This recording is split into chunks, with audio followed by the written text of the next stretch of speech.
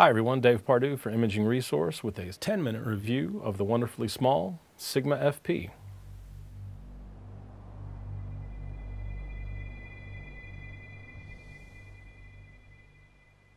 This is the world's smallest and lightest full-frame camera, which is a really neat feat for the Sigma engineers, and it's even weather sealed. Now when you think about small full-frame mirrorless cameras, the first series that comes to mind is the Sony RX1 series. It's been popular for good reason, but it is fixed lens, so you're limited in scope there.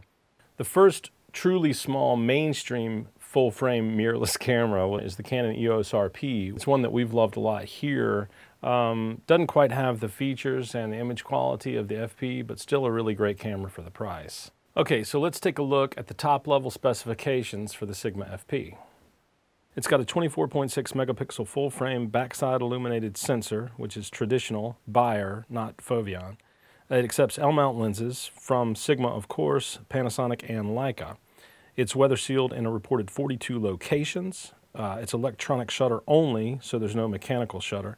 So of course here you are with a camera that sports a very large sensor in a relatively small package, and that's a really great thing. The recurring argument against small-bodied full-frame cameras is that the quality lenses, whether they be bright primes or long zooms, must be large by nature, thus countering the benefit of a small camera body. This is a compelling argument in many scenarios, and yet when you combine the 45mm f2.8 with the FP, you have a package that's only 1.4 pounds or 640 grams, which allows you to stroll around a wedding reception or a shady hiking trail and still be light on your feet.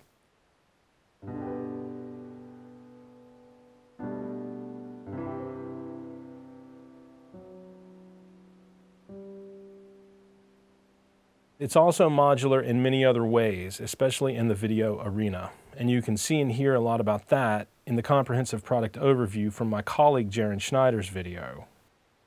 While on the subject of versatility, the FP is part of the L-mount alliance, and so you're free to attach not only native L-mount Sigma lenses, but also any Panasonic S-series lenses, as well as any Leica L-mount glass you might have at your disposal. So you have a nice selection to choose from right off the bat. And you'll see plenty of examples shot with Panasonic S-series lenses both in this video and in our Sigma FP gallery as well. A special note that you can also pair many Canon EF lenses and Sigma Cine lenses with the FP via the optional MC21 adapter.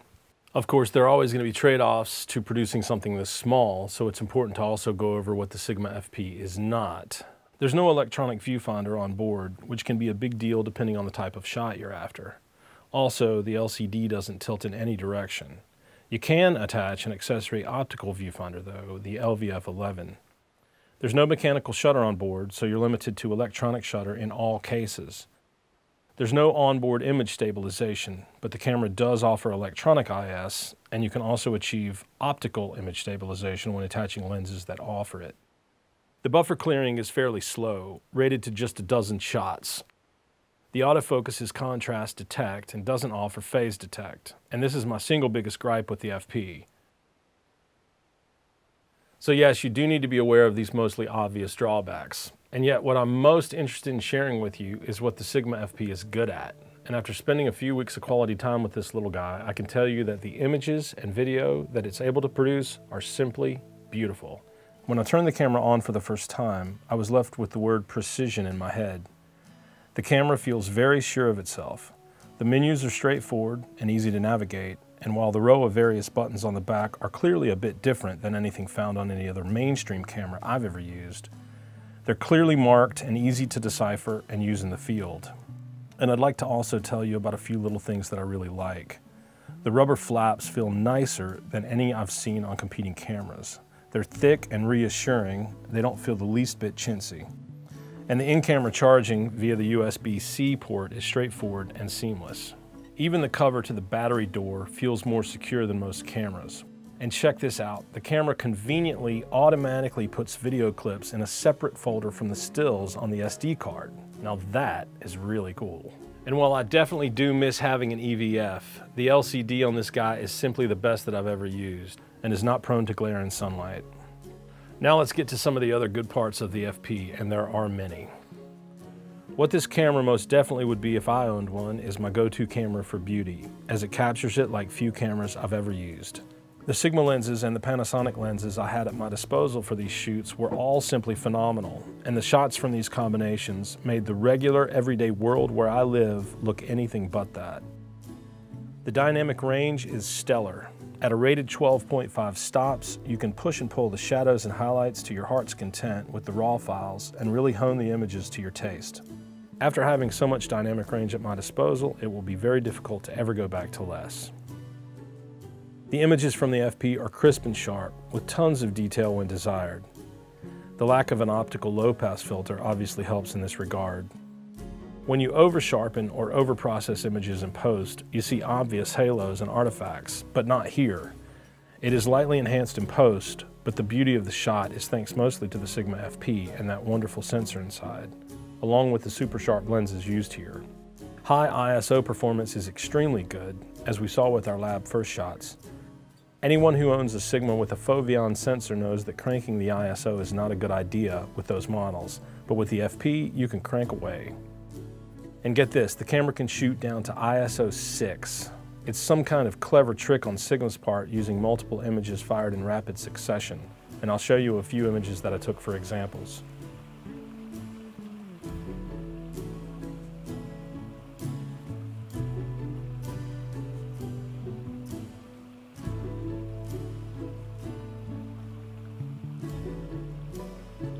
The FP is of course weather sealed, and that includes the clever heat fence that you see around the edges of the LCD screen. Given how small the camera is, the inclusion of weather sealing is a superb touch. I was standing in light drizzle with these Muscovy ducks, and you can actually see the rain in the background.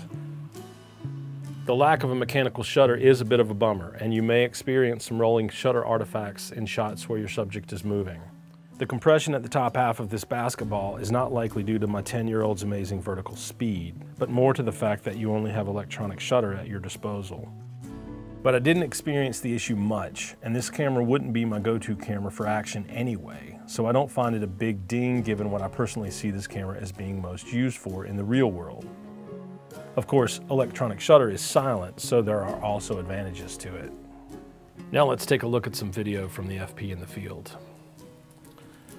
I found the video footage to be stellar, and the only thing I missed is no in-body image stabilization.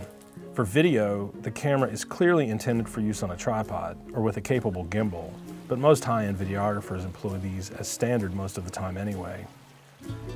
ISO 3200 is often pushing it for APS-C sensors, and certainly straining most Micro Four Thirds sensors, but the FP laughs at ISO 3200. It's just great looking for video all around. Of course, the FP can shoot HDR images and also has a clever cinematograph function that turns stills into a GIF, which I've yet to have the chance to try. Summing it all up, the Sigma FP is a study in beauty. The camera is beautiful to look at, and the images and video it captures are simply stunning. If you want a blazingly fast camera for sports and wildlife, this isn't it. The AF speed is only average for stills and isn't at all good for burst shooting. So while you can capture slow-moving wildlife, you'll want to grab a different camera for fast-moving subjects of any kind.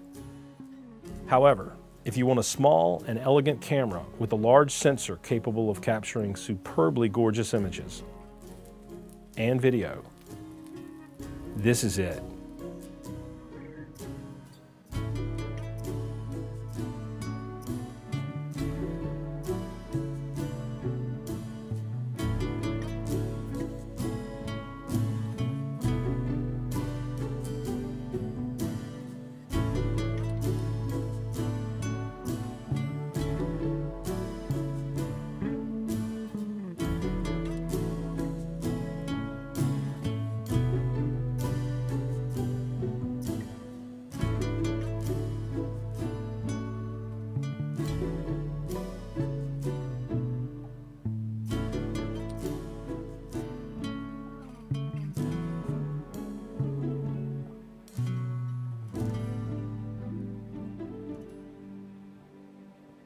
Thanks for watching, everyone.